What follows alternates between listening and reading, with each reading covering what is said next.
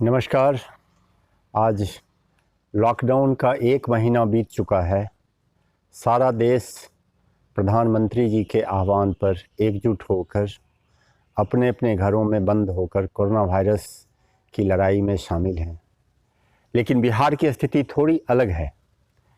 बिहार के तकरीबन 4 लाख शिक्षक पिछले 2 महीने से हड़ताल पर हैं अपनी मांग के लिए। उनकी मांग है समान काम के लिए समान वेतन और सेवा शर्त। अभी तक सरकार की ओर से कोई सार्थक पहल नहीं हुआ है इस हड़ताल को समाप्त करवाने के लिए। इसलिए यह जो टकराहट की स्थिति है, जब सारे देश को एकजुट होने की ज़रूरत है, हम सबको कोरोना वायरस से लड़ाई लड़नी है, उस समय यह टकराहट की स्थिति तो इस एकजुटता में एक दरार पैदा करती है।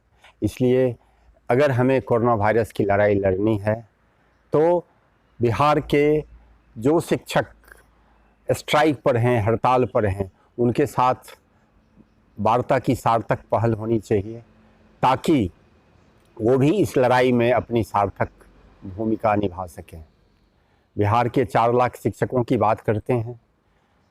इसमें प्राइमरी स्कूल के शिक्षक हैं, मिडिल स्कूल के शिक्षक हैं, हाई स्कूल के शिक्षक हैं और हायर सेकेंडरी स्कूल के शिक्षक हैं। इनकी तादाद करीब करीब 4 लाख के आसपास है। बिहार के शिक्षा व्यवस्था में इनकी भागीदारी करीब करीब 95% के आसपास है। बिहार की शिक्षा व्यवस्था को ये शिक्षक अपने कंधों पर, अपने मजबूत कंधों पर उठाए हुए हैं। आज 2 महीना से स्ट्राइक के बावजूद भी सरकार की ओर से कोई सार्थक पहल नहीं होने की वजह से इन शिक्षकों की स्थिति काफ़ी बिगड़ गई है। इनके सामने आर्थिक संकट पैदा हो गया है। इनके परिवार के लोग भूखमरी की स्थिति में आ गए हैं। लेकिन वार्ता अभी तक नहीं हो पा रही है। मीडिया में कुछ खबरें आ रही हैं, सरकार की ओर से मीडिया में कुछ हो रहा है, कुछ बयान आ रहा है, लेकिन जो एक औपचारिक प्रस्ताव आना चाहिए, वह शिक्षकों ने बताया कि वह ऐसा औपचारिक कोई प्रस्ताव नहीं आया है, कोई वार्ता नहीं हुई। इसके चलते बिहार की पूरी शिक्षा व्यवस्था चरमराई हुई है। इसके चलते 10th बोर्ड की उत्तर पुस्तिकाओं का मूल्यांकन नहीं हो पाया है। लाखों शिक्षकों के साथ लाखों विद्यार्थियों के जीवन का भी सवाल है।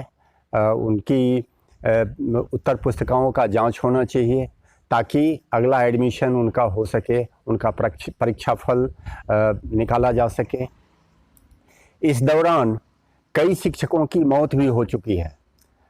शिक्षक प्रतिनिधियों ने बताया कि आर्थिक तंगी के वजह से इलाज नहीं हो पाने के कारण तकरीबन 52 शिक्षकों की मौत हो चुकी है पिछले 2 महीने में। बड़ा ही ये गंभीर प्रश्न है, ये सोचनीय विषय है कि ऐसा क्यों हुआ। किसी भी इंडस्ट्री में जब भी कर्मचारी वहाँ हड़ताल की सूचना देते हैं मैनेजमेंट को, तो मैनेजमेंट उनसे बात करती है। कोशिश यह होती है कि उनका हड़ताल हो ही नहीं, उसकी नौबत नहीं हो। अगर उन कर्मचारियों की मांगें जायज़ हैं तो उसमें से कुछ मांगें मान ली जाती हैं। अगर जायज़ नहीं है, जो इंडस्ट्री के हक़ में नहीं है, उनके संस्था के हक़ में नहीं है, तो कर्मचारियों को समझाया जाता है। मैंने बरसों तक इंडस्ट्री में काम किया है, तो यही होता है कि हड़ताल की नौबत नहीं आवे। अगर आ भी गई तो अति शीघ्र उस हड़ताल को वापस किया जाता है और सार्थक पहल की जाती है मैनेजमेंट की ओर से ताकि नुकसान नहीं हो देश का। शिक्षकों की यह हड़ताल 2 महीने से चालू है। इसमें तकरीबन 4 लाख शिक्षक हैं। अगर उनके परिवार को भी आप जोड़ लें तो 20 लाख के आसपास शिक्षक और उनके परिवार। अगर छात्रों को भी आप शामिल कर लें इसमें और छात्रों के परिवार को भी शामिल कर लें तो तकरीबन 1.5 करोड़ के आसपास यह फिगर आएगा। इतने लोग प्रभावित हैं। बिहार की शिक्षा व्यवस्था प्रभावित है। शिक्षा हमारी बुनियादी ज़रूरत है, हम सब जानते हैं। भोजन, वस्त्र, आवास के बाद सबसे अधिक किसी चीज़ की अगर आवश्यकता मनुष्य को है तो वह शिक्षा है। लेकिन शिक्षा इस तरह से उपेक्षित क्यों?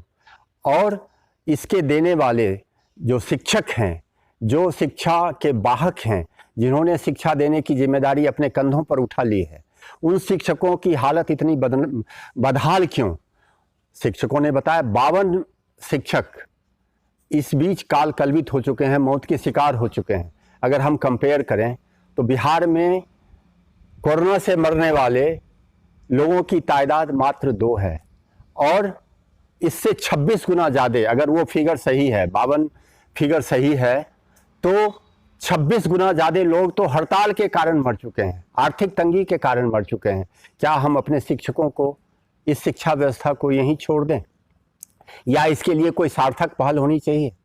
ये शिक्षक भी बुद्धिजीवी हैं, ऐसा नहीं है कि ये लॉकडाउन की स्थिति को, कोरोना वायरस के संकट को नहीं समझेंगे या नहीं समझते हैं, लेकिन कोई पहल तो होनी चाहिए, इनसे वार्ता तो होनी चाहिए, इनको एक टेबल पर तो आना चाहिए, अपनी बात कहने का मौका तो उन्हें दिया जाना चाहिए, और उसके लिए सार्थक पहल भी होना चाहिए सरकार की तरफ से, ताकि अगर कोई मांग जायज़ है तो शिक्षकों के साथ वार्ता करके, अगर अभी नहीं हो सके तो कब हो सकता है यह भी बताया जाए, और इस हड़ताल को, इस टकराहट की स्थिति को ख़त्म किया जा सके।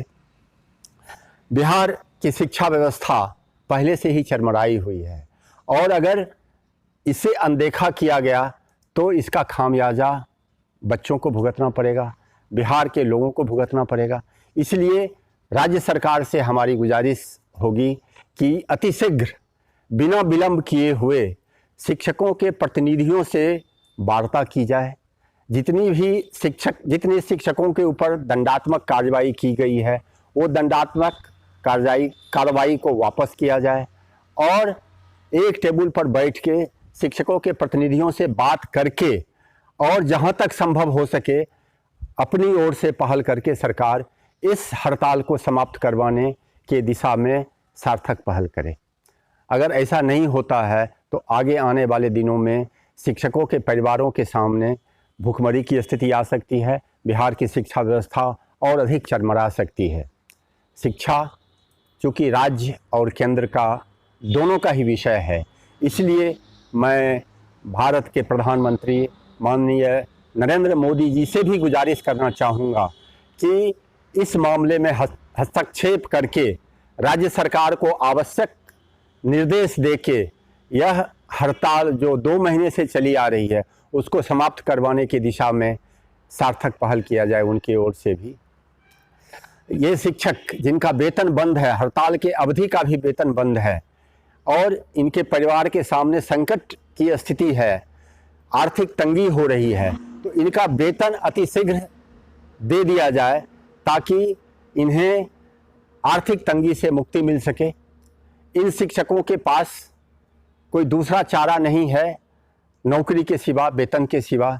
इन्हें पीडीएस सिस्टम से भी, पब्लिक डिस्ट्रीब्यूशन सिस्टम से भी कुछ मदद नहीं मिल पाती है। इनके लिए अलग से भी कोई व्यवस्था नहीं है, कोई योजना नहीं है, ताकि ऐसी स्थिति, भुखमरी की स्थिति कुछ शिक्षकों के सामने अगर आ जाए तो कैसे वो इससे निकल सकें।